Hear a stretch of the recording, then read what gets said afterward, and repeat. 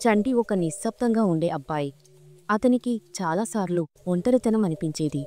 అతని తల్లిదండ్రులు పనుల్లో బిజీగా ఉండేవారు. అందుకే ఎక్కువసార్లు అతను తన ఇంటి దగ్గరున్న పెద్ద బోధి చెట్టు కింద కూర్చునేవాడు. ఒక వర్షపు సాయంత్రం ఆ చెట్టు కింద కూర్చుని ఉన్నప్పుడు చిన్న చిన్న మియో మియో శబ్దాలు వినిపించాయి. వర్షంలో తడిసిపోయి వణికిపోతున్న ఒక చిన్న పిల్లి అతని దగ్గరికి వచ్చింది. చంటి దాన్ని మృదువుగా ఎత్తుకొని తన గుడ్డలో చుట్టి నెమ్మదిగా చెప్పాడు, భయపడకు, నేను నీకు జాగ్రత్తలు తీసుకుంటాను. ఆ రోజునుంచి ఆ పిల్లి అతని స్నేహితుడిగా మారింది. అతను దానికి టామ్ అని పేరు పెట్టాడు. టామ్ చంటిని ఎక్కడికైనా వెంబడించేవాడు. పాఠశాలకు, పొలాలకు, షాపుకి కూడా. చంటికి దుఃఖంగా ఉన్నప్పుడు టామ్ అతని ఒడిలో కూర్చుని మృదువుగా పుర్రాడుతూ ఉండేవాడు. నేను ఉన్నాను అని చెప్పినట్టుగా.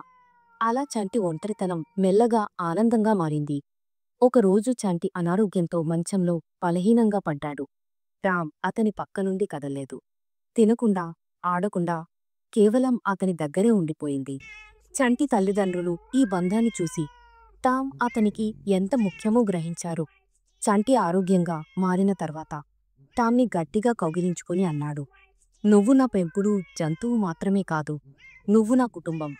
ఆ రోజు నుంచి చంటి టామ్ విడదీయరాని వారయ్యారు. నిజమైన ప్రేమ అనేది చాలా సాధారణమైన రూపాల్లో వస్తుందనే పాఠాన్ని అందరికీ నేర్పించారు. Subscribe.